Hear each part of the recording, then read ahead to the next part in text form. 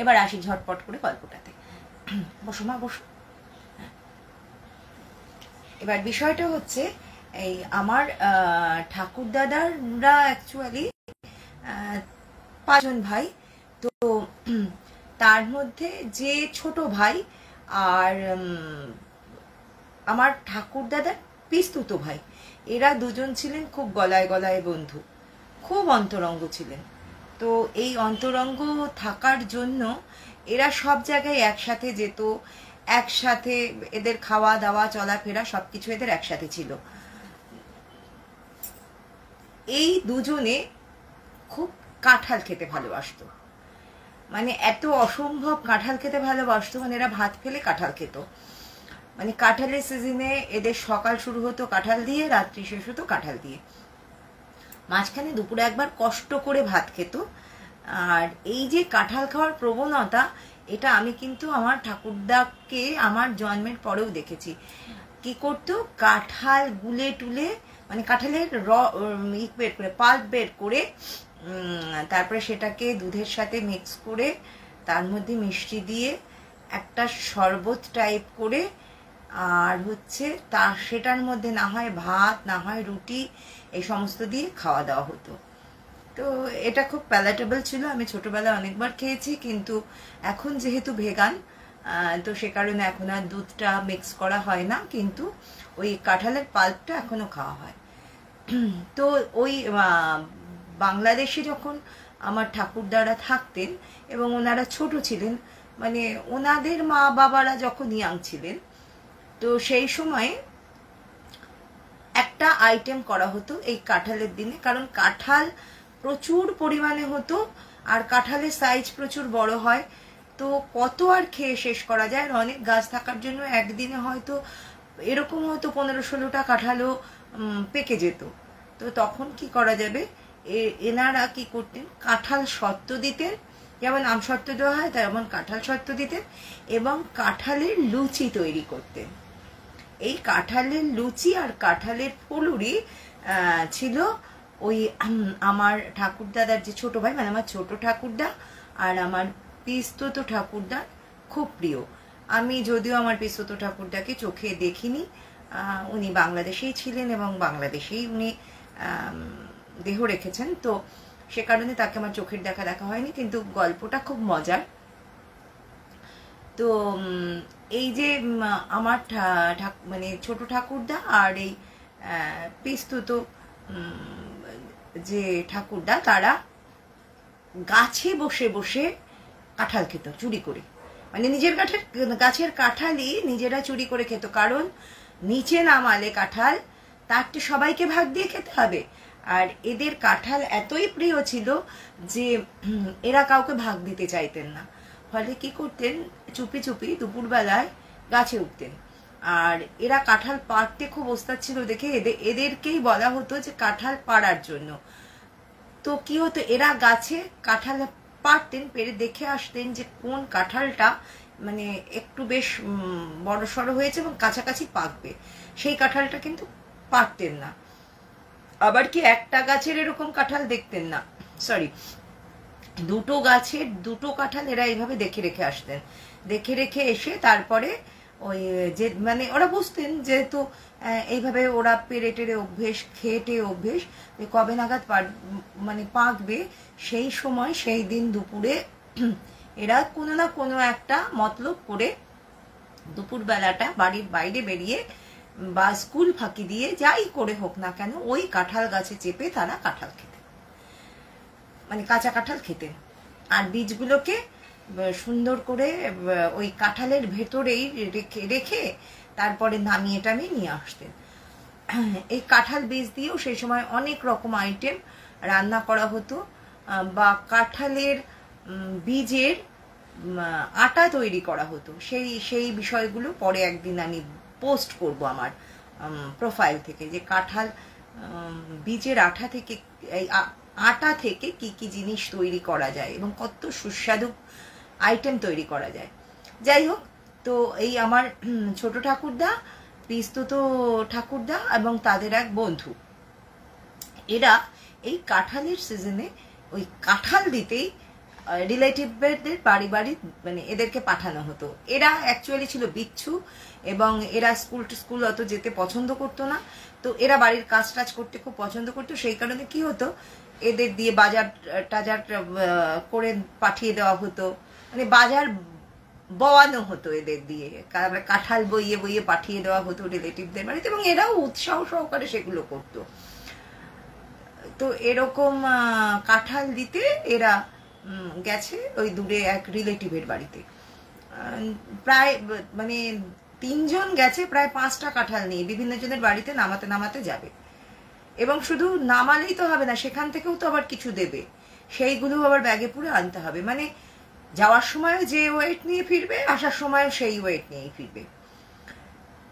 তো সকাল সকাল বেরিয়ে গেছে খাওয়া দাওয়া করে, কাঁঠাল ব্যাগে ভরে না বস্তায় ভরে নিয়ে এরা বেরিয়ে গেছে। বেরিয়ে গিয়ে, এবং সেই সময় কিন্তু কোনো গাড়ি টাড়ি ছিল না, হাঁটা পথেই এরা যেত। তো এরকম একটা গ্রামে কাঁঠাল নামিয়েছে, পরের গ্রামে কাঁঠাল নামিয়েছে, আবার ওই গ্রামের মধ্যেই আরো রিলেটিভের বাড়ি আছে, তাদের বাড়ি কাঁঠাল টাঠাল নামাতে নামাতে দুপুর হয়ে গিয়েছে। এবার সেদিনকে এরা শুনে গেছে যে এই বাড়িতে, মানে আমার ঠাকুরদার যেটা বাবার বাড়ি, সেখানে সেদিনকে কাঁঠালের লুচি হবে। এবার কাঁঠালের লুচি মানে হচ্ছে একটা বিশাল উৎসব। ওই কাঁঠালের লুচি কম্পিটিশন করে রাখে, তো কে কতগুলো খেতে পারে। তো কাঁঠালের লুচির প্রসিডিওরটা একটু বলি। কাঁঠালের পাল্প বের করে নেওয়া হবে, তারপরে তার মধ্যে সুজি আর ময়দা মেশানো হবে। তখনকার দিনে ময়দা ছিল না, আটা মেশানো হতো। তার মধ্যে মৌরি দেওয়া হবে, নারকোল কুড়িয়ে একটু দেওয়া হবে সামান্য পরিমাণে, মিষ্টি দেওয়া হবে, একটু স্লাইড লবণ দেওয়া হবে। তারপরে সেটাকে ভালো করে মিক্স আপ করে প্রায় ঘন্টা 2 রাখা হবে। তারপরে সেটাকে তেলে ভাজা হবে। তো এই হচ্ছে কাঁঠালের লুচির গল্প। এবার এই কাঁঠালের লুচি ছিল এত প্রিয় যে কেউ কেউ নাকি 100 পিসও কাঁঠালের লুচি খেয়ে ফেলতো। আমি জানি না তারা কিভাবে খেতেন, কিন্তু খেত। এটা হচ্ছে খুব নর্মাল ফেনোমেনা ছিল তখনকার দিনে। এবং ওই দাদুরা তার মানে দাদুদের ঠাকুরদাকে অ্যাকচুয়ালি দাদু বলতাম, তো ওই ঠাকুরদাদের ভাই বোনেরা সবাই মিলে কম্পিটিশন করে খেত আর কি। মানে মেয়েরা পরে খাবে এরকম কোনো ব্যাপার ছিল না। ভাজা শুরু হলেই মানে বড় বড় যারা ছিল তারা ভাজতেন, আর সব বাচ্চারা খেতে বসে যেত। বাচ্চা মানে ওই 10 বছর থেকে 40 বছর পর্যন্ত সেদিন সবাই বাচ্চা হয়ে যেত। তো তারপরে কি হতো, হ্যাঁ সত্যি কথাই, খিদে সত্যিই পেয়ে যায়। অত সুন্দর সুন্দর আইটেম এখন তো আর হয়ই না, বানানো যায় না। তো যাই হোক, এবার thank you for watching Tanu Banerjee, Sonali উর্মিদি thank you, Sukalyan thank you, Bipasha দেখছো ভালো লাগছে। আচ্ছা, আমি সবার নাম দেখতেও পাই না এখানে, পরে আমি সবার কমেন্ট পড়বো আর সবাইকে রিপ্লাই করব। তো তারপরে কি হয়েছে, ওরা তো ওই দুপুর হয়ে গেছে, এবার বিকেল থেকে এই কাঁঠালের লুচি ভাজা হতো। এমনকি এটাও শোনা গেছে যে ওই যে কাঁঠালের লুচি ভাজার জন্য যে আইটেমটা গুলিয়ে রাখা হতো, সেটাও কেউ কেউ চুরি করে সিন্নির মতো খেয়ে নিত। এরকমও ধরা পড়েছে যে হয়তো মানে তখন তো গামলা গামলা বলা হতো, গামলা গামলা করে রাখা হতো, যে 1 গামলা মিসিং নেই, পাওয়া গেল না। যখন ভাজার আইটেম শুরু হবে আর কি, তখন দেখা গেল 1 গামলা নেই। 6-7 গামলা রেডি করা হয়েছে, কিন্তু 1 গামলা নেই। এরা এতই ছুঁচো ছিল। তো যাই হোক, ওরা দুপুরবেলা ওখানে মানে ভাত খেতে বলেছে, যে রিলেটিভের বাড়িতে গেছে কাঁঠাল নামিয়েছে, তো ভাত খেতে বলেছে। তো কই মাছ দিয়ে ভাত দিয়েছে। তো কই মাছ খেলে যেহেতু গলায় কাটা ফুটতে পারে, সেই ভয়ে করেছে কি, কই মাছকে থালার নিচে লুকিয়ে রেখেছে, লুকিয়ে রেখে কোনো রকমে কই মাছের ঝোল দিয়ে ভাত খেয়ে নিয়েছে। মানে তাড়াতাড়ি খেতে হবে, তাড়াতাড়ি খেয়ে যেভাবেই হোক বাড়িতে পৌঁছতে হবে। তো মানে খাওয়া দাওয়া করে বাড়ির পথ ধরেছে। এবার বাড়ির পথ ধরে মানে কে কত স্পিডে আসতে পারবে। তো ওই যে বন্ধুটা, সে বলছে যে তার খুব পটি পেয়েছে, তো সে বাড়ি থেকে ঘুরে আসবে। বাড়ি থেকে ঘুরে পটি টটি করে আসবে, তোরা বাড়ি চলে যা, মানে যখন ওরা ফিরেছে তো ও ও ওখান থেকে মানে চলে আসবে। আর কাঁঠালের লুচি যেন ওর জন্য রাখা হয়। তো ওই ছোট ঠাকুরদা আর পিস্তুত ঠাকুরদা যাই হোক তারা ফিরে এসেছে, আর তাদের সাথে আবার প্রচুর পরিমাণে আম এসেছে। তো সেই সমস্ত রেখে তারা একেবারে হুড়মুড় করে মানে তখন তো পুকুর বা দিঘি এরকম ছিল, সেইখানে গিয়ে হাত পা ধুয়ে মুখ টুক ধুয়ে নিয়ে তাড়াতাড়ি করে মানে কাপড়টা ছেড়ে আর একটা নতুন কিছু আর কি পরে, মানে ধোয়া কিছু পরে এসে বসেছে। মানে ভাজার শুরু থেকে তাদের খেতে হবে, গরম গরম দেবে আর খাবে। তো এইবার কি হয়েছে, না না কাঁঠাল খায়নি, তখন তো কাঁঠাল খায়নি, তখন তো কই মাছ দিয়ে ভাত খেয়েছে। হ্যাঁ, আগে পিছের দিনে তো কাঁঠাল অবশ্যই খেয়েছে। তো এবার কি হয়েছে, ওরা খেতে বসেছে। এবার কি হয়েছে, কলা পাতার উপরে ওইগুলো দেওয়া হতো, কলা পাতার উপরে বা পদ্ম পাতার উপরে। ওই সময় পদ্ম পাতাও খুব অ্যাভেলেবেল ছিল, তাতে নাকি আলাদা একটা সেন্ট আসতো, কলা পাতার উপরেও নাকি আলাদা একটা সেন্ট আসতো, মানে থালায় দেওয়া হতো না। তো কলা পাতা কেটে মানে দুটো ভাগ, মানে ঠাকুর, ছোট ঠাকুরদা, পিস্তুত ঠাকুরদা আরো সবাই বসেছে, আর ওই বন্ধুটার জন্য একটা কলা পাতা দিয়ে একটা ভাগ আর কি করেছে, মানে ওরাও যে কটা খাবে ওর জন্য সে কটা। তো সেরকম করে ভাগ করে করে রাখছে, মানে ওদের আর তর্স হয়নি, মানে বাড়ি এসেই খেতে বসে গেছে।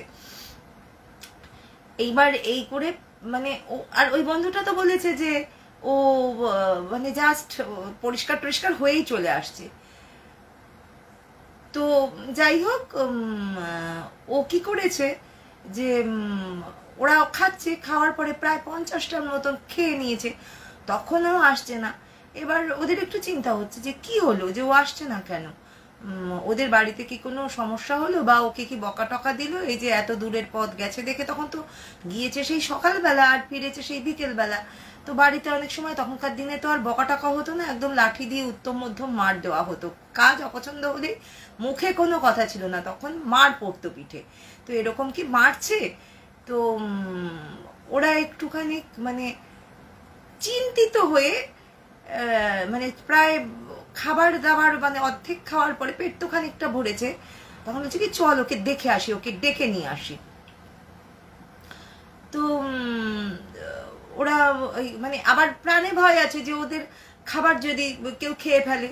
তো একজনকে বলেছে, মানে ছোট ঠাকুরদা বলেছে যে পিস্তুত ঠাকুরদাকে, তুই থাক, তার নাম ছিল হরেন, হরেন তুই থাক, আমি একটু দেখে আসি যে কি হলো। আর ওই যে যে গেছিল তার নাম ছিল হচ্ছে জ্যোতিষ, মানে যাকে ডাকতে যাবে। তো আমি দেখে আসি জ্যোতিষের কি হলো, আমি দেখে মানে দৌড়ে গিয়ে দেখবো, ওকে নিয়ে চলে আসবো। তো ও গেছে। এবার ওদের বাড়ি একদম কাছাকাছি ছিল না, বেশ মিনিট 15-র পথ ছিল। তা ও তো প্রায় দৌড়ে দৌড়ে হন হন হন হন করে গেছে। এবার এই যে হরেন, হরেন তো বসে আছে, এবার খাচ্ছে, হরেন তো খাচ্ছে, আবার দাদার ভাগটাও রাখছে, বন্ধুর ভাগটাও রাখছে। তো এর মধ্যে হরেন দেখছে মানে ওর দাদা বেরিয়ে গেছে, আর জ্যোতিষ হন্তদন্ত হয়ে মানে দৌড়ের সামনে এসেছে, রান্নাঘরের ভেতর বসে খাচ্ছে। রান্নাঘরের ভেতরে বা রান্নাঘরের ঠিক বাইরেই কোনো একটা দাওয়া মতন ছিল, সেখানটায় বসে ওরা খাচ্ছে। আর ওই জ্যোতিষ যে, সে ওই দাওয়ার নিচে দাঁড়িয়ে আছে, দাঁড়িয়ে বলছে যে দে আমার কোথায়, কাঁঠালের লুচি কোথায় দে। তখন ও জ্যোতিষ হরেন বলছে জ্যোতিষ ভেতরে আয়, ভেতরে শেখা। বলছে না রে, আমি ভেতরে যাব না, আমার একটু তাড়া আছে, তুই লুচিগুলো আমাকে বাইরে দে। তখন বলছে মা গরম গরম ভাজছে, তুই ভেতরে এসে খাবি না। বলছে না রে ভাই, আমার খুব তাড়া আছে। তখন ওই যেহেতু ওরা আলোচনা করছিল যে ও মারধর খেয়েছে, এবার ভাবছে যে নিশ্চয়ই তাই মারধর খেয়েছে, থাক। তা প্রায় গোটা 50 বা 60টা ওরকম লুচি, কলা পাতা ভর্তি, মানে তুলতে কষ্ট হচ্ছে, একটা ছোট মানুষ তো ওরা। তো ওইভাবে ও মানে নিজেরটা রেখেই উঠে গিয়ে ওকে বলছে তুই দাওয়াতে ওঠ অন্তত পক্ষে। বলছে না তুই নিচেই দে, আমি নিয়ে চলে যাব। তো ও গিয়ে নিচে দিয়ে আসছে, ও জিনিস বসে খেলে কত খেতে পারতি, আরো এই দেখ না ভাজা হচ্ছে, বলে না না তুই দে, আমার তাড়া আছে। এইবার ও ওইটা নিয়ে চলে গেছে, মানে দিয়েছে, এবং ও না মানে নিমেষের মধ্যে ওটাকে তুলে নিয়ে, অত যে গরম, অত যে ভারী, ও নিমেষে ওটা তুলে নিয়ে ও হনহন করে হাঁটতে হাঁটতে চলে গেছে। আর ওর ওই দ্রুত গতির যাওয়াটা দেখে না হরেন ভাবছে কি রে বাবা, কি হলো কে জানে। আবার দাদা তো গেছে, মানে ও আমার ছোট ঠাকুরটা একটু বড় ছিল বয়সে, বলছে দাদা তো গেছে, ওকেও না মেরে ধরে দেয়, ওকে মনে হয় মেরেছে, যাকগে। ও এবার বাচ্চা মানুষ এইসব ভাবলে কি হবে, এসে আবার তাড়াতাড়ি খেতে বসে গেছে। তো যখন ওই আমার ছোট ঠাকুরটা ওখানে গিয়ে পৌঁছেছে, তখন দেখছে যে ওই হরেনের কে শোয়ানো রয়েছে, বাইরে শোয়ানো রয়েছে। আর ওর মানে ওই গুনিন টুনিন আছে না, ওরকম ডাকতে গেছে। আসলে হয়েছে কি, ও যখন ফিরছিল ওই ফেরার পথে ওর বাড়ি পর্যন্ত পৌঁছতে পারেনি, ও আগেই জঙ্গলের কাছাকাছি একটা জায়গায় কোথাও পটি করতে গিয়েছিল, এবং সেখান থেকে ওকে কোনো একটা বিষাক্ত সাপ কামড় দিয়েছে। ও সেটা এসে বলতে পারেনি কি সাপ কামড় দিয়েছে, কিন্তু তার এতটাই বিষ বা বিষের এফেক্ট ছিল, ও ছুটে মানে কি করেছে, ওর তো পটি পেয়েছে, ওই পটি করতে যাওয়া অবস্থায় হোক বা বসা অবস্থায় হোক সাপটা কামড় দিয়েছে। এবার ও তো সাথে সাথে ওইভাবে ছুটে আসতে পারেনি, ও পটি কমপ্লিট করেছে, তারপরে জল খরচ করেছে, হাত পা ধুয়েছে, ধুয়ে তারপরে তো আসবে, খুব স্বাভাবিক ব্যাপার, ওই অবস্থায় তো কেউ আসতে পারে না। তো সেই অবস্থায় মানে আস্তে আস্তে যে টাইমটা পার হয়েছে, সেই টাইমটাতেই ওর শরীরে বিষ ছড়িয়ে পড়েছে, এবং ও বাড়ি আসার পরে যখন ও এসে বলেছে, সেই সময় থেকেই ওর মুখ দিয়ে ফেনা বেরোনো শুরু হয়েছে, এবং তার মিনিট পাঁচেকের পরেই ও অচৈতন্য হয়ে পড়েছে। সেটা বাড়ির লোক ভেবেছে, অ্যাকচুয়ালি ও সেই সময় মারা গেছে। এবার সেটা বিষক্রিয়াই হোক, ভয়ের জন্যই হোক, ও মারা গেছে। তো এই অবস্থা দেখে মানে আমার ছোট ঠাকুরদা তো মানে কি বলবো, মানে হতভম্ব হয়ে একটা মানে আর মানে তার হাত পা অবশ হয়ে গেছে, যে এই কি এইমাত্র আর কি যার সাথে আসলাম, মানে আর ও তো বাচ্চা, হাউ হাউ করে মানে কে কাঁদতে শুরু করেছে ওখানে। তো তারপরে কি হবে, গুনিন এসে এসে তো ঝাড় ফুকটুক করেছে, করে তো আর বাঁচাতে পারেনি। তারপরে আগেকার দিনে যা ছিল, ওই কলার ভেলায় করে তাকে ভাসিয়ে দেওয়া হতো। এবার তখন ওই যে ভাসানো যখন হবে তার আগে ও ছুটতে ছুটতে বাড়ি এসেছে, বাড়ি এসে হরেনকে বলছে, হরেন হরেন জানিস জ্যোতিষ না মরে গেছে। এবার হরেন বলছে মরে গেছে মানে, বলে হ্যাঁ আমি যখন গেছি জানিস ওকে সাপে কেটেছে, ও না মরে গেছে। তখন হরেন বলছে যা, ও তো এই যে এসে নিয়ে গেল, কাঁঠালের লুচি নিয়ে গেল। তখন আমার ছোট ঠাকুরদা বলছে ও আসবে কি করে রে, ও তো ওই পথেই যখন বাগানে গিয়েছিল বা জঙ্গলে গিয়েছিল কাজ সারতে, তা তখনই তোকে সাপে কামড় দিয়েছে, তা তখন ও আর আসবে কি করে এখানে, ও তো বাড়ি গিয়ে তখনই মরে গেছে, তখনই তো ও গিয়ে বাড়িতে শুয়ে পড়েছে, আর তো ওঠেনি। এইবার সেই সময় মানে যে আমার ঠাকুরদার মা আসলে ওই লুচিগুলো ভাজছিলেন, উনি ওখানেই ভাজাটা থামিয়ে দিলেন। ওই জিনিসগুলো আর মানে যেটুকু ভাজা হয়েছিল যারা খেয়েছিল ওই পর্যন্তই ওটা থেমে গেল। ওই যা জিনিস ছিল না ছিল সব উনি জলে ফেলে দিলেন, কারণ ওনার মনে হয়েছিল যে এইটা হয়তো মানে ঠিক হবে না খাওয়া, কারণ ওর আশার জিনিস, ও হয়তো আরও খেত বা কিছু নিয়ে গেছে ঠিকই, এবং সবাই মানে এতটাই বিষাদগ্রস্ত হয়ে গেল যে সেদিন আর ওই কাঁঠালের লুচির যেটুকু মজা আর কি হচ্ছিল সেই মজাটা আর কেউ পেল না।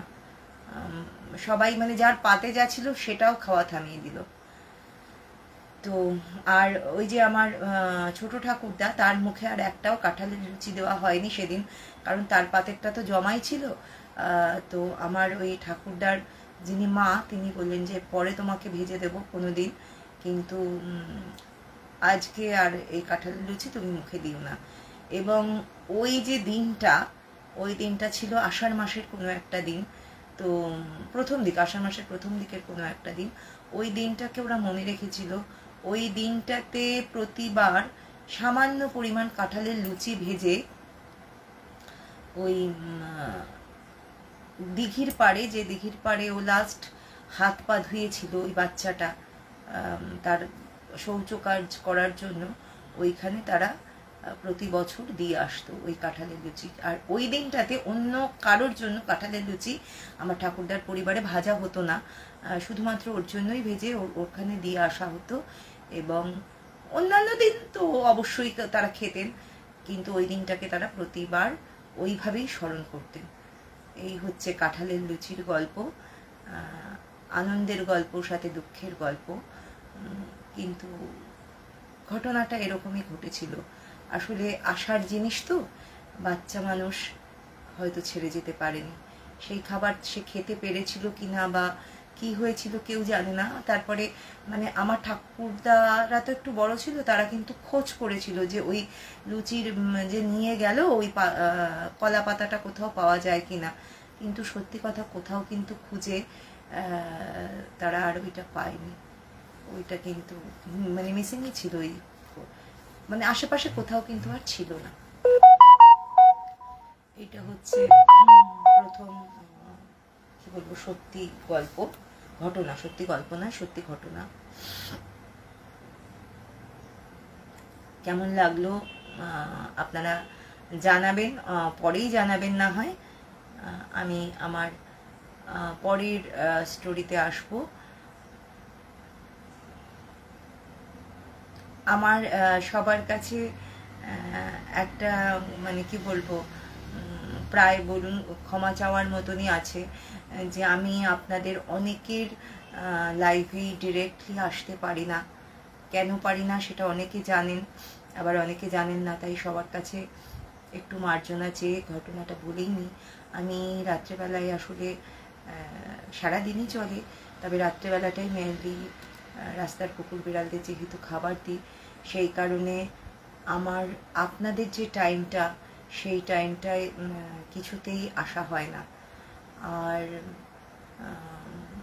আমাদের গ্রুপের একজন অসুস্থ, আমি জানি, তার দ্রুত সুস্থতা আমি কামনা করছি এবং অনুরোধ করব সবাই তার জন্য প্রে করবেন, কারণ আমি মনে করি প্রেয়ারের থেকে বড় কিছু নেই এবং প্রেয়ার মানুষকে খুব দ্রুত হিল করে। আসছি আমার দ্বিতীয় ঘটনাতে।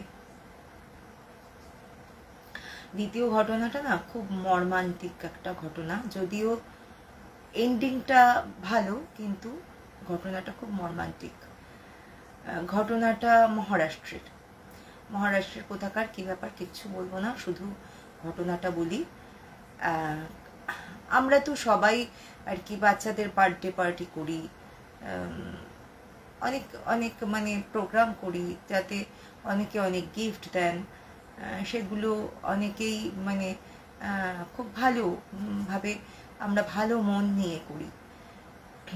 ঠিক এরকমই একটা ক্লাস 4-এর বাচ্চা মেয়ে, সেই মেয়েটি তাদের সোসাইটির খুব ব্রিলিয়ান্ট একটা বাচ্চা ছিল। তো খুব বেশি দিনের ঘটনা এটা না, বছর 5-7 আগের ঘটনা এটা। সেই বাচ্চাটা এখনো কিছুটা আর কি এই ফেজের মধ্যে মানে পার করলেও কিছুটা এখনো এফেক্ট সে ভোগ করছে। যাই হোক, তো বাচ্চাটি তখন ক্লাস 4-এ পড়ে, তার বার্থডে পার্টি। বাবা ভালো মানে সলভেন্ট বিজনেসম্যান, মা অ্যাডভোকেট, ফলে একটা সলভেন্ট ফ্যামিলি, একটা ইংলিশ মিডিয়াম স্কুলে পড়ে, বন্ধু বান্ধব ভালোই আছে, নিজস্ব সোসাইটি, ক্লাব সমস্ত কিছু মেনটেন করে, এরকম একটা পরিবার। এবার তাদের দুটি বাচ্চা, একটি এই যার ঘটনা বলছি সে, আর তাদের আরেকটি বড় ছেলে আছে। তো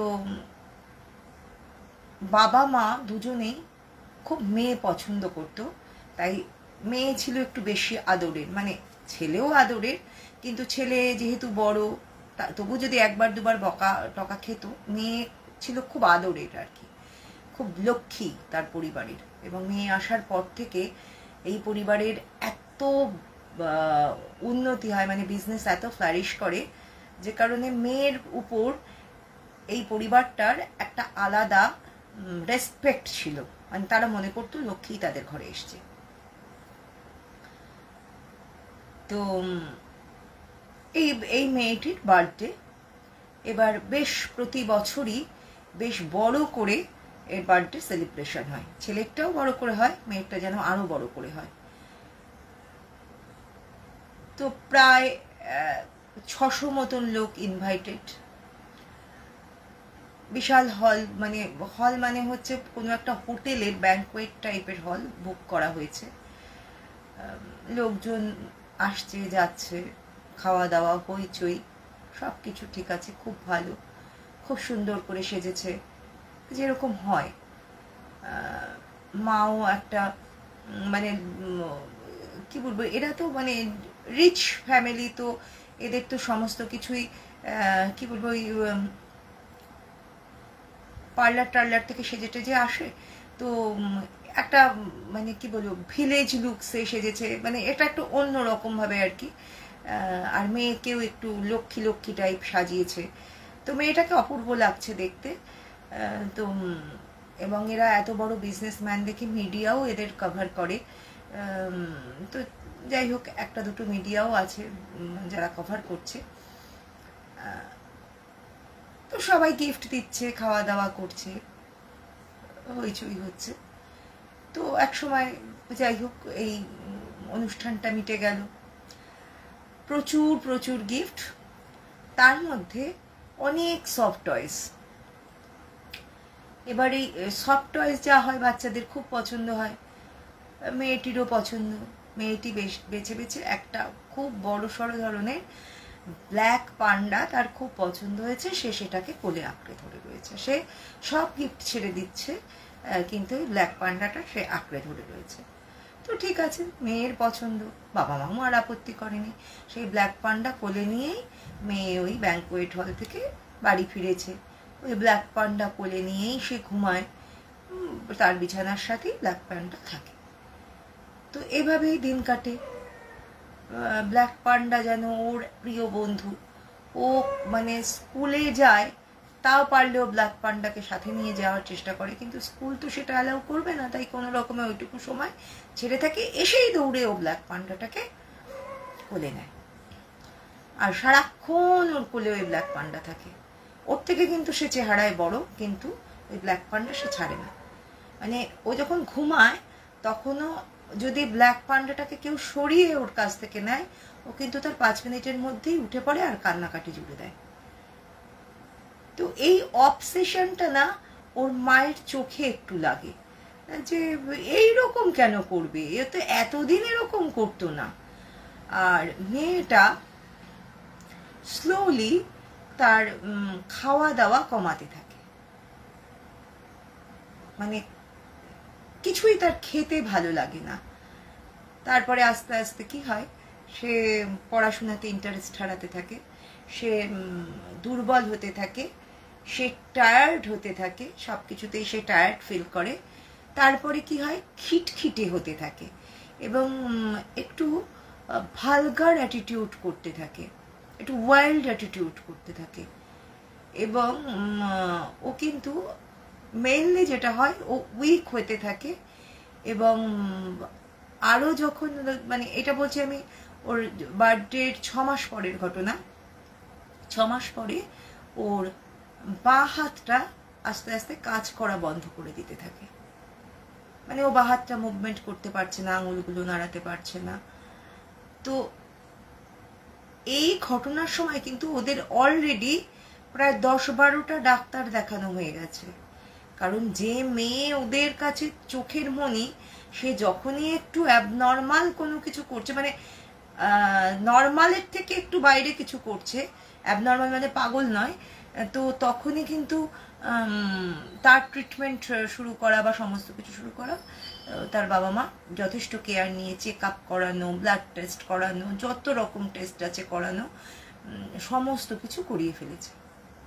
কিন্তু কোনো কিছু তার মধ্যে পাওয়া যাচ্ছে না, শুধুমাত্র ব্লাড কাউন্ট কম, কারণ যেহেতু খাওয়া দাওয়া করে না। এছাড়া কিন্তু আর কোনো কিছু তার মধ্যে অস্বাভাবিক পাওয়া যায়নি। তো এমতো অবস্থায় ওরা ভাবছে যে মেয়েকে নিয়ে ওরা বিদেশে যাবে ট্রিটমেন্ট করাতে। তো এই ভদ্রলোকের যে দিদি, সেই দিদি ইউএসএতে থাকতেন, এবং ইউএসএতে তিনি ওই নিজে ওই উইচক্রাফট বলে কিছু একটা হয় নিশ্চয়ই এর ভেতরে, মানে তন্ত্র সাধনা বা এই ধরনের কিছু একটা হয়, উইচক্রাফট বলে, তো সেটা প্র্যাকটিস করতেন নিজে। তো ওই ভদ্রলোক তার দিদিকে এই টোটাল ঘটনাটা জানায়, যে এমনিতেই ফ্যামিলির ঘটনা হিসেবেই জানায়, হেল্প চাওয়ার জন্য জানায়নি, কারণ তাদের মাথাতেও মনে হয়নি যে এরকম কিছু একটা হতে পারে। তো ওর দিদি তখন বলে শুনে, এই এই এই ঘটনাটা কি ওর জন্মদিনের পর থেকেই ঘটেছে? তখন বলছে না, জন্মদিনের প্রায় 3 মাস পর থেকে এরকম হচ্ছে, ও খাওয়া দাওয়া বন্ধ করে দিচ্ছে আস্তে আস্তে। না, বলছে ওর দিদি যে না, ওই পুতুলটাকে ও কবে থেকে এরকম ভাবে আঁকড়ে ধরেছে। বলছে ও যবে থেকে পেয়েছে তবে থেকেই আঁকড়ে ধরেছে। তখন ওর দিদি বলছে যে ওই পুতুলটাকে খোলো, ছিঁড়ে ফেলো, ছিঁড়ে ফেলে দেখো ওর ভেতরে কি আছে। মানে জাস্ট ঘটনাটা শুনেছে, শুনেই কিন্তু এই কথাটা বলেছে। এবং ওর মা আর কি আর কোনো রকম দেরি না করে দৌড়ে এসেছে ঘরে, ওই পুতুলটাকে নিয়ে ছিঁড়তে গেছে, মানে একটা চাকু নিয়েছে, চাকু নিয়ে ছিঁড়বে, কাটবে, কেটে তো ভাগ করে তাকে দেখতে হবে। এবার যে মুহূর্তে ওই একটা ছুরি নিয়ে ওর মা গেছে ওই পুতুলটাকে কাটবে বলে, ওই বাচ্চাটা ঠিক হিংস্র বাঘের মতো ওর মার উপর ঝাঁপিয়ে পড়ে আঁচড় কামড় দেওয়া শুরু করেছে। আর মা কি হয় স্বাভাবিকভাবে ওই রকম যদি করে, মাও দুঘাত চট থাপ্পড় মেরে দিয়েছে, দিয়েই না মানে হাত গুটিয়ে নিয়েছে যে এ কি আমি অসুস্থ বাচ্চাটাকে মারলাম, ওর হয়তো প্রিয়, তাই দেখে ও এরকম করছে। মানে ওর মার মাথায় তো তখনও কিছু আসেনি। এবার ওর মা পুতুলটাকে ছেড়ে দিয়েছে, যে থাক বাচ্চার প্রিয় জিনিস, ছেড়ে দিলাম। তো গিয়ে আবার ওর মানে ওই হাজব্যান্ডের দিদিকে আর কি জানাচ্ছে যে ও যেই মুহূর্তে আমি পুতুলটা এরকম নিয়ে কাটতে গেছি, তো ও তো আমার উপর এরকম দেখো কিভাবে কামড়ে দিয়েছে, কিভাবে দেখো আমার রীতিমতো ব্লিডিং হচ্ছে, ও কিভাবে কামড়ে দিয়েছে আমাকে, মানে এটা আমার করা ঠিক হয়নি, মনে হয় ওর তো এই একটাই প্রিয় জিনিস। তখন ওর ওই মানে ননদ যে, সে কনফার্ম হয়ে গিয়েছে, হয়ে বলছে ওকে কালকে স্কুলে অবশ্যই পাঠাবে যেভাবেই হোক, আর আজকে তোমরা একদম নর্মাল থাকো, কিচ্ছু বুঝতে দেবে না, কালকে ও যখন যাবে ওই পুতুলটাকে কাটবে, কেটে দেখবে ওর মধ্যে কি আছে। এবার যথারীতি পরদিন হয়েছে, ওকে স্কুলে পাঠাবে, ও যেন মানে সেদিনকে স্কুলে যেতেই চায় না, ও মানে যেন বুঝতে পেরেছে যে কিছু একটা হবে। তো প্রায় জোর জবরদস্তি করে ওকে ওর বাবা আর মা গাড়ি করে স্কুলে পৌঁছে দিয়ে এসছে। কারণ ওর বাবা মায়ের মনেও একটা মনে হয়েছে যে ওর দিদি যখন এই উইচক্রাফট প্র্যাকটিস করে বা ওর দিদি কিছু একটা বলছে, সুতরাং কিছু তো একটা না কিছু ব্যাপার আছেই। ওকে স্কুলে দিয়ে এসে ওই পুতুলটাকে কেটেছে। কাটার পরে ওরা যেটা পেয়েছে সেটা হলো ওই পুতুলটার মধ্যে আবার একটা ছোট্ট ব্ল্যাক পুতুল, যেটা হয় ওই ভুডু তন্ত্রে যেটা হয় সেই পুতুল, এবং তার হাতে পায়ে সমস্ত ছোট ছোট পিন ফোটানো। হ্যাঁ, তো ওরা দেখে সাথে সাথে ওর দিদিকে জানিয়েছে যে এই এই এই ধরনের জিনিস আমরা পেয়েছি বা এরকম। তখন বলছে তোমরা কি ওটা হাত দিয়ে ধরেছো? তখন বলছে না আমরা এখনো ধরিনি, ওইটা পুতুলটার মধ্যেই রয়েছে। তো ওটা ওর দিদিকে দেখানো হয়েছে যে তখন তো মোবাইল অলরেডি এসেই গেছে, তো সম্ভবত ভিডিও কল বা কিছুতে করেই দেখানো হয়েছে যে এই ঘটনা এরকম। তো ওর দিদি বলছে যে এই এই পুতুলটা সহ তোমরা এই এই গোটা পুতুলটাকে নিয়ে এসো বাইরে এবং সবার আগে এটাকে পুড়িয়ে দাও। পুড়িয়ে দেওয়ার পরে এইবার তোমাদের যা যা বলবো সেই অনুযায়ী তোমাদের কিছু কাজ করতে হবে। ওরা এনে মানে পেট্রোল, গাড়ির থেকে পেট্রোল বের করে এনে ওই পুতুলের ওপর ঢেলে ওই পুতুলটাকে, মানে ওই বড় পুতুলটা সহ ওই পুতুলটাকে ওরা পোড়ানো শুরু করেছে। এবার কি হয়েছে, যখন ওরা ওইটা পোড়ানো শুরু করেছে, মানে ওই পুতুলটার গায়ে জাস্ট একটু আগুনের, মানে ওইটা তো বড় পুতুলটার মধ্যে রয়েছে, জাস্ট আগুনের ছ্যাঁকা টাইপের লাগছে আর কি। তখন স্কুল থেকে ফোন এসেছে যে আপনাদের বাচ্চা খুব অসুস্থ বোধ করছে। এবার ওর মা ভয় পেয়ে গেছে, ভয় পেয়ে আবার সাথে সাথে ওর ওই দিদিকে ফোন করেছে যে এরকম বলছে বাচ্চা অসুস্থ হয়ে গেছে। তখন ওর দিদি বলছে যে আর কিছু করার নেই, তোমরা ওই পুতুলটাকে হাত দিয়ে বা কিছু দিয়ে ধরে তোলো, তুলে ওকে আলাদা সরাও, এই পুতুলটাকে পুড়িয়ে দাও। ওর দিদি তখন বুঝতে পারলো যে কি সাংঘাতিক একটা তন্ত্রক্রিয়া ওর মধ্যে করা হয়েছে, যে ওই পুতুলটাকে যদি পুড়িয়ে ফেলা হয় এই বাচ্চাটা মারা যাবে। মানে ওই পুতুলটাকে এমন ভাবেই ভুডু ক্রিয়া করা হয়েছে যাতে ওই পুতুলটার ক্ষতি একটু হলেই এ মারা যাবে, সেভাবেই করা হয়েছে। কারণ ওরা ধরেই নিয়েছে যে একদিন ওরা খোঁজ পাবে এবং তখন ওরা পুতুলটাকে পুড়িয়ে দেওয়ার চেষ্টা করা হবে। সুতরাং এমন ভাবেই কিছু করো যাতে ওই পুতুলটার ক্ষতি না হয় এবং ধীরে ধীরে ওই বাচ্চাটা শেষ হয়ে যায়। এবার ওদের মনে দুটো প্রশ্ন জাগে যে ওদের সাথে তো কারো শত্রুতা নেই, তাহলে কে এমন কাজ করলো? আর দ্বিতীয় কথা, অতজনের ভিড়ে ওরা আর মনে করতে পারছে না যে কে ওই পুতুলটাই ওকে গিফট করেছে। তো আর যেহেতু এটা অনেক দিন প্রায় আগের ঘটনা, প্রায় 6-7 মাস হয়ে গেছে, ওরা ওই ব্যাংকোয়েট হলে গিয়ে সিসিটিভি ফুটেজ চেক করার চেষ্টা করেও সেই সিসিটিভি ফুটেজ কিন্তু পায়নি, কারণ 3 মাস পর পর ওই সিসিটিভি ফুটেজ তাদের কাছে আর থাকতো না বলে জানানো হয়েছে। এনিওয়ে, এখন তো ওই সমস্ত ভেবে তাদের আর কোনো লাভ নেই। তারা তখন মানে মেয়েকে স্কুল থেকে নিয়ে আসলো এবং মেয়ে তো স্কুল থেকে এসে ওই পুতুলকে দেখতে না পেয়ে তার আরো শরীর খারাপ, তাকে রীতিমতন তখন হসপিটালাইজড করতে হলো। তো ওই পিসি বলল যে ও আপাতত হসপিটালেই থাকুক এবং হসপিটালে ওর সাথে যেন এই মা আর কি, মা, শুধুমাত্র মা যেন হসপিটালে অবশ্যই থাকে, মানে ওকে ছেড়ে রাখা যাবে না। যেহেতু কি হয়েছে, ওই ভুডু পুতুলটা ওপেন হয়ে গেছে, ও তো ততক্ষণ একটা শেলের মধ্যে ছিল, যতক্ষণ শেলের মধ্যে ছিল যতটা না অ্যাক্টিভ ছিল, যখন ওপেন হয়ে গেছে তখনও আরো বেশি অ্যাক্টিভ এখন। তো সব সময় ওর মাকে ওর কাছে থাকা হোক এবং ওই পুতুলটাকে নিয়ে ওর বাবাকে বলা হলো যে তোমার ছেলেকেও কোনো একটা রিলেটিভের বাড়িতে রাখো এবং ছেলেকে ওর মানে ওই দিদি আর কি কিছু কিছু নিয়ম বলে দিয়েছিল, এরকম এরকম করে করো, তাহলে মানে একটা সিম্পল দেহবন্ধনী টাইপের কিছু আর কি বলে দিয়েছিল, সেটা আর কি করে তুমি ছেলেকে রাখো, কারণ ছেলেকে নিয়ে যাওয়াটাও সেফ নয়, আবার ছেলেকে একা যে রেখে যাবে সেটাও সেফ নয়, তোমার কোনো আত্মীয়র বাড়ি রাখো। তখন ওর মামা বাড়িতে ওকে রাখা হলো এবং ওই ভদ্রলোক আর ওর আরেকজন মামা একসাথে গেলেন, কারণ ওই ভদ্রলোককেও একা যেতে না করা হলো, মানে কাউকেই ওর দিদি ওইখান থেকে বসে একা ছাড়তে সাহস পাচ্ছে না। মানে কতটা ক্ষতি করার চেষ্টা করেছে ফ্যামিলির বা ওই বাচ্চাটার যে ক্ষতি করতে পারে সে আর কি কি করেছে সে তো জানা যায় না। তো ওইটাকে নিয়ে উনি বলে দিলেন যে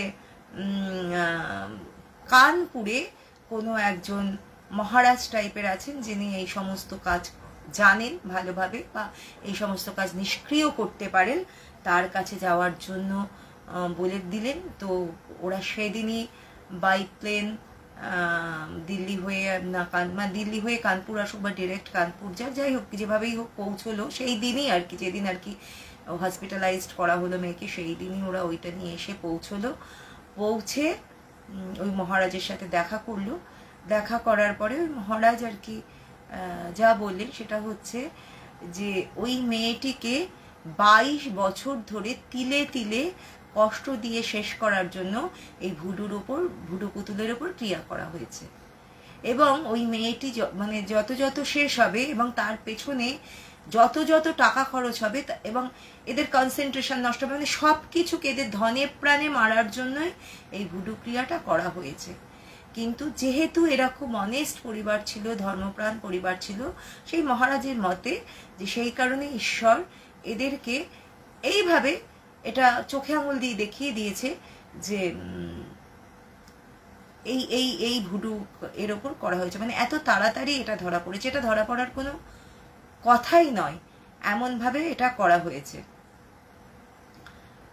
তো তখন উনি বললেন যে আমার 1 মাস লাগবে এই কাজটা করার জন্য, এবং তোমরা তো 1 মাস এখানে থাকতে পারবে না, না আমি তোমাদের রাখতে পারবো, 1 মাস পরে তোমরা এখানে আসবে এবং ওদের যা যা প্রয়োজনীয় জিনিস, সেই মাদুলি কবচ যাই বলুন না কেন সমস্ত কিছু করে, তারপরে কিছু আরো ক্রিয়া প্রক্রিয়া করে কিছু জিনিসপত্র দিয়ে দিলেন, যেগুলো কিছুটা মাথার নিচে রাখতে বললেন, কিছুটা ওই মেয়েটিকে খাওয়াতে বললেন, কিছুটা জল টল দিলেন যেটা দিয়ে ওই বাচ্চাটিকে স্নান করাতে বললেন, এবং ওই সারা বাড়িতে ওগুলো মানে সুন্দরভাবে ওই জল দিয়ে বাড়িটাকে পুরো ক্লিন করতে বললেন। এই সমস্ত কিছু অনেক কিছু করলো এবং এর জন্য ওই পরিবারটির প্রায় 6.5 লাখ টাকা খরচ হয়েছিল, 6.5 লাখ টাকা।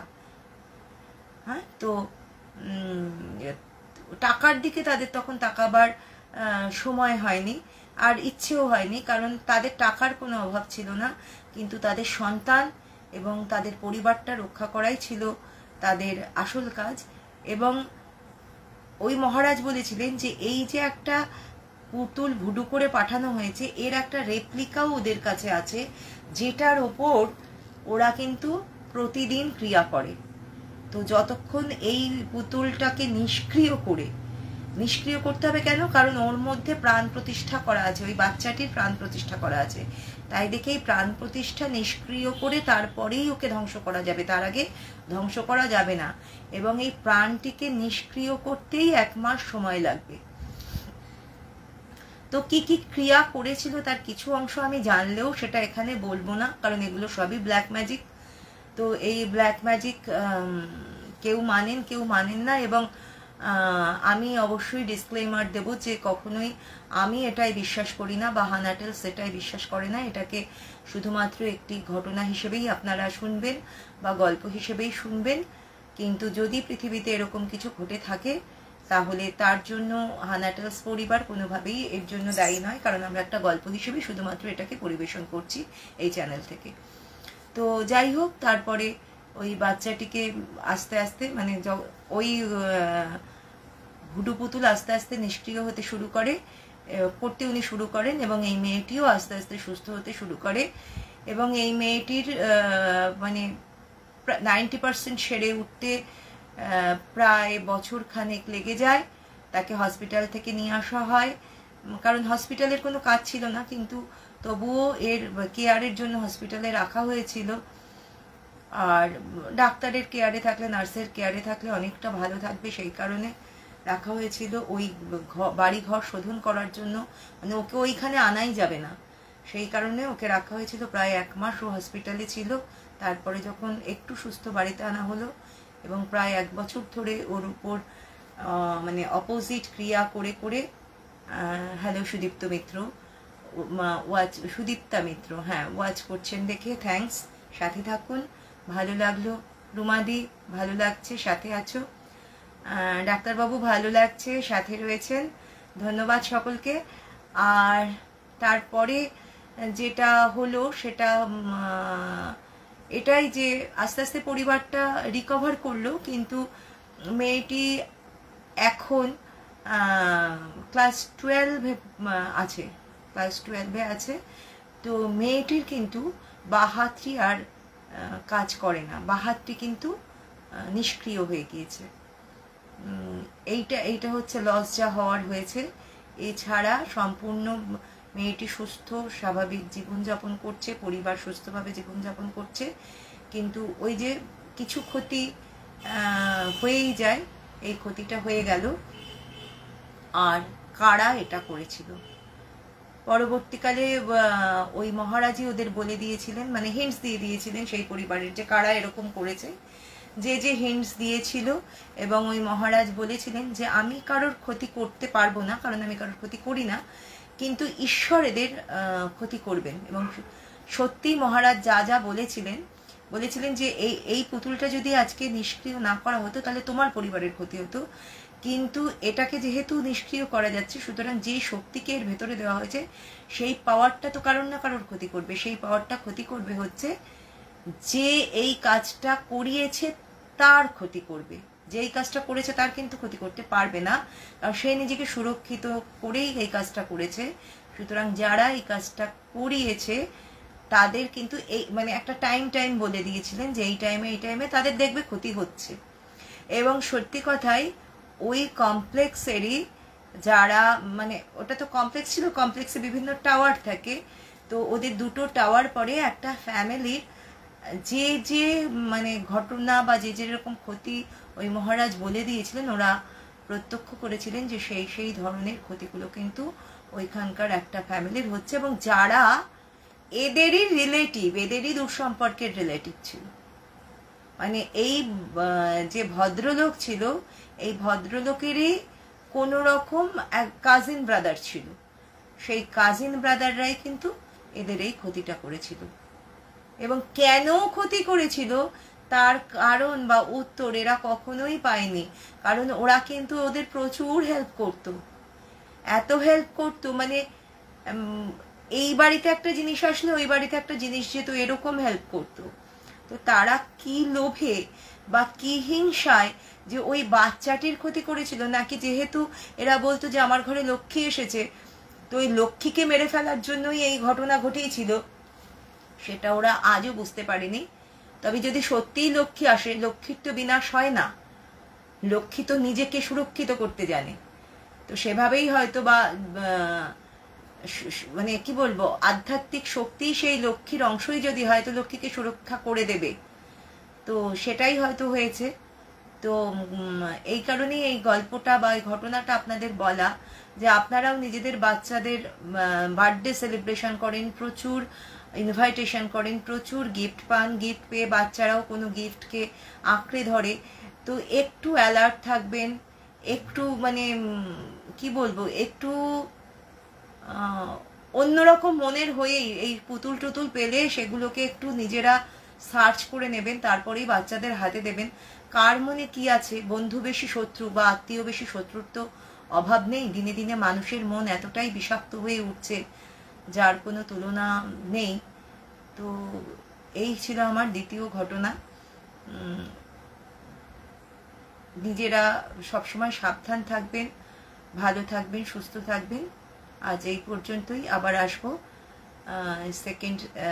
একটা সেকেন্ড স্যাটারডে, সুতরাং 4th স্যাটারডে আসবো, আসার চেষ্টা করব যদি আমি সুস্থ থাকি আর আমার ফোনটি সুস্থ থাকে, কারণ আমার ফোনের অবস্থা অত্যন্ত কাহিল।